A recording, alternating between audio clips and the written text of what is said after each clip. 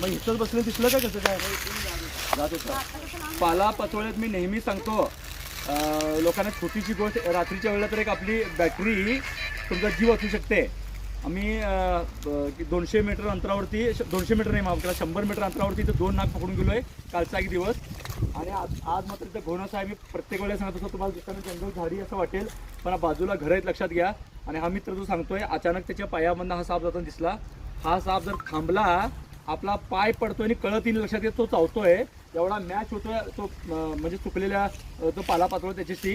आणि हा दिसला त्यांना, ती महत्त्वाची गोष्ट आहे. साप आपल्या बाजूला आजूबाजूला भरपूर असतात आणि तो घोणस आहे लक्षात घ्या. घोणस धोकादायक म्हणण्याचं कारणच असं आहे की तो लवकर दिसत नाही. नंतर मग त्याला अडचण दिसली तर तो बसून टाकला लक्षात घ्या.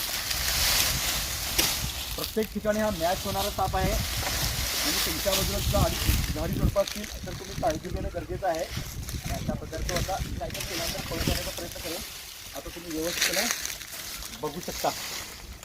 एखादा साप पकडला म्हणजे विषय संपत नाही लक्षात घ्या. तुम्ही हात पाय पडल्यानंतर साप चावतात, स्वतःहून ते काही करत नाहीत. मी एवढ्या जवळ आहे, तो एका सेकंदला 3 फूटपर्यंत हल्ला चढवतोय. तुम्ही जावा, पकडा साप, यासाठी तुम्हाला मी प्रोत्साहित करत नाही आहे. पण तुम्ही उगीच घाबरून मरू नका. तुमचा पाय हात पडत नाही त्याच्यावरती, एवढी काळजी घेतला तर सर्पापासून वाचू शकतो.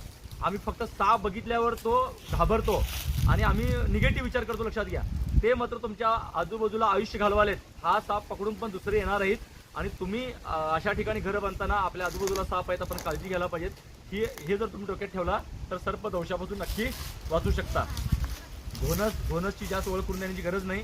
यावर्षी सर्वाधिक घोणस सापडले लक्षात घ्या. आणि ऑक्टोबरपासून फेब्रुवारीपर्यंत मिलन काळ असल्यामुळं हा साप मोठ्या प्रमाणात बाहेर पडतोय. सतत तो म्हणजे कुठलाही साप आपल्यापासून लांब जाण्याचा प्रयत्न करत असतात. आपला हात पाय पडला चावू शकतात, पण ती संख्या अतिशय कमी आहे लक्षात घ्या. आणि म्हणून मी नेहमी वाहन अपघातात जास्त लोक मरतात, तंबाखू गुटखा दारू पिऊन मरतात, पण घाबरतो मात्र आम्ही सापाला घाबरू नका म्हणीना. पण भीती विषापेक्षा जास्त धोकादायक असू नये, भिवूनच आम्ही मरू नये साप चावण्याच्या अगोदर, यासाठी हा प्रयत्न होता. तुम्ही मात्र खऱ्या गरज आहे तेव्हा काळजी घेणं जास्त गरजेचं आहे. घोणस आहे साधारण 5 वर्ष वयाचा साप आहे आणि आता प्रमाण त्यांचं कमी होत जाईल. आता नाग, धामण आपल्या आजूबाजूला मोठ्या प्रमाणात दिसतील. आपला हातपाय त्यांना लागू नये ही पण तुम्ही काळजी घेतला तर आपण नक्की वाचू शकतो. काळजी घ्या, सुरक्षित राहा. हा प्रवास साप जगवण्याचा असाच सुरू होणार आहे. यूट्यूब आमचं सबस्क्राईब करा, सर्पमित्र आनंद शेट्टी चॅनल. आणि फेसबुक, इंस्टावरती तुम्ही नक्की फॉलो करा. सर्पमित्र आनंद शेट्टी ही माझी ID आहे. धन्यवाद.